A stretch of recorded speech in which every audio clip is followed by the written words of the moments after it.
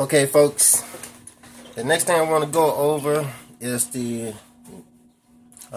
part 2 of the installation of the Rollin light set. What I'm about to install now is called the fuse block. It's basically a plate that connects to the battery terminals to prevent you from hooking up other electronics directly to the battery.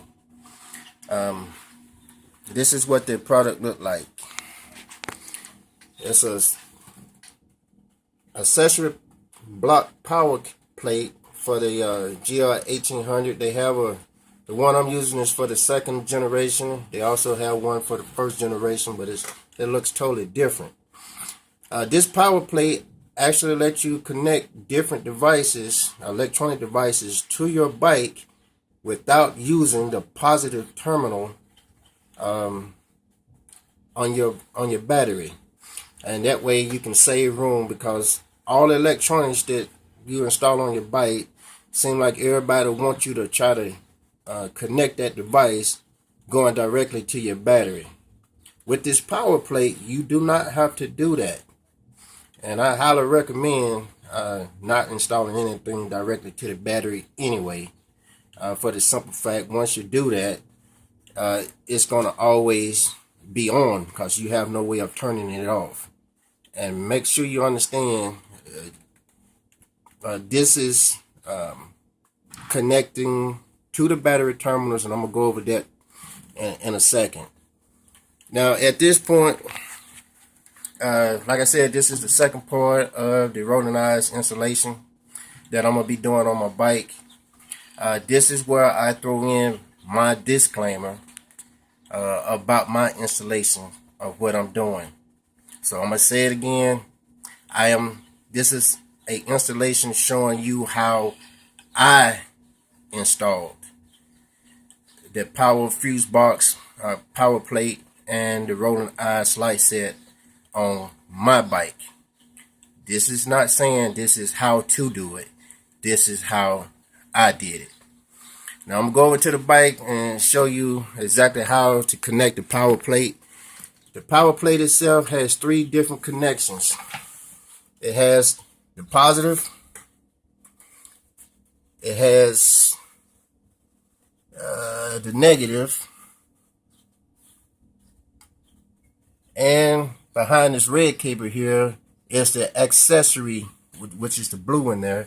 It's the accessory switch, which connects to your fuse box accessory block on your fuse box.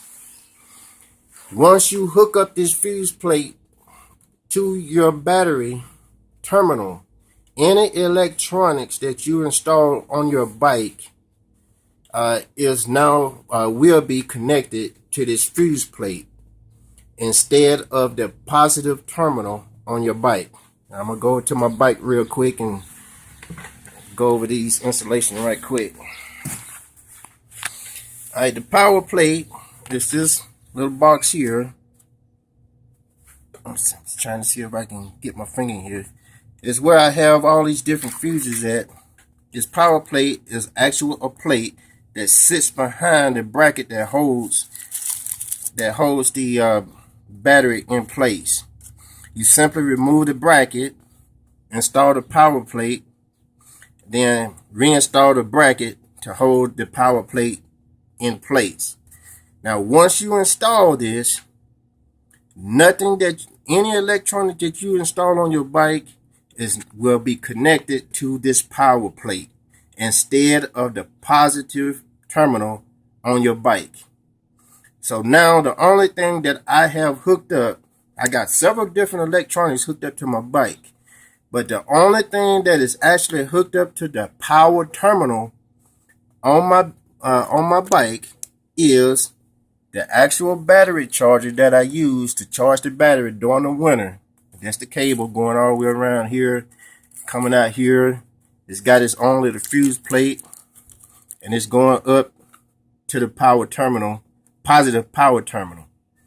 And the second thing that's hooked up to my positive terminal is the fuse plate, power plate itself, which also has a inline fuse connection, and it goes to the positive terminal on the battery.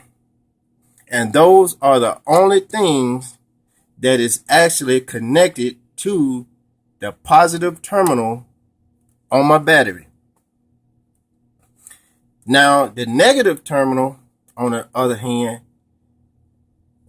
I got several different connections going to my negative terminal. And I'll go over this a little bit later on. And I got this nut right here to hold everything in place so I won't lose any connection. Let me cover this back up so I can get it out the way. Now, as far as the fuse power plate goes, there's one more connection that you got to make. I already went over the positive.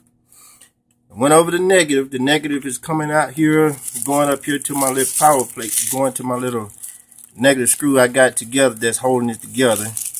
Because I'm not hooking it up to the battery terminal yet. So I'm just going to cover it back up. The next connection you need to make is going to be the blue cable that's going to the accessory plate on in your fuse box. Just simply open up the fuse box, and that first terminal there is where you will connect your power plate accessory cable to your fuse box.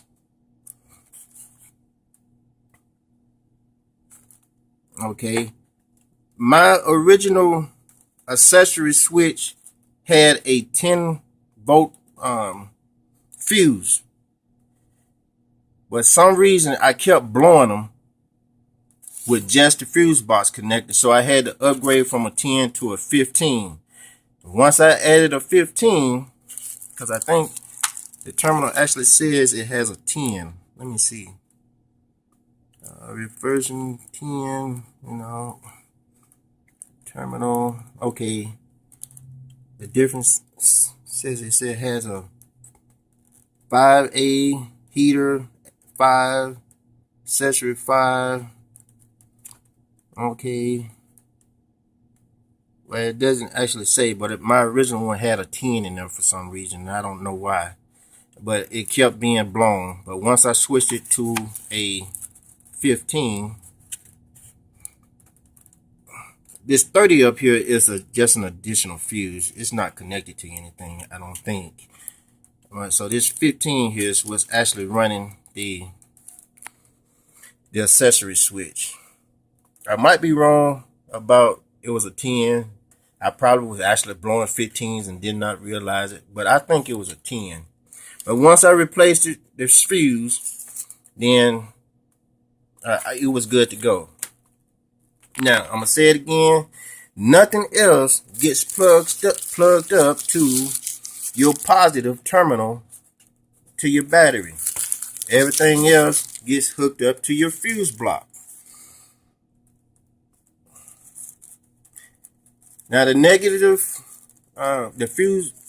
cable coming from the fuse block is one of these black cables here. I got them all in a nut here.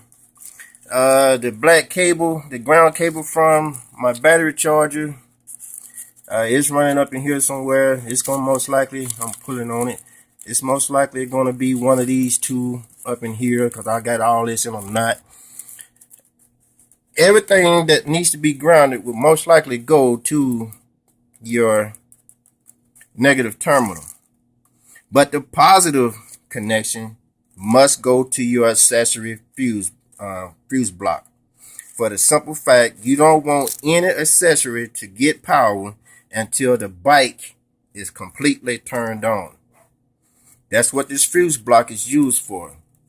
All the accessories that I have connected, including my Rollin light sets, it does not receive any power until after I turn on my bike, and then the fuse block would send out the power to everything else that I got connected to my bike, and that prevents any electronic from draining my battery, because the only way it can get power is once the bike is turned on, the fuse block is sending power to it.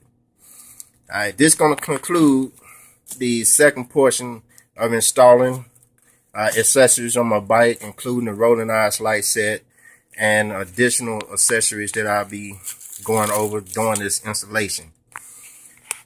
And I must say again, as a disclaimer, this is not how to install these accessories on a Gold Wing.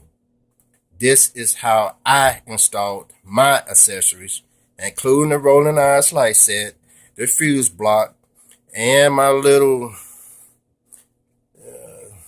black flash symbol that I got right there. All these lights that I put on my bike, this is how I did it. Make sure y'all understand that.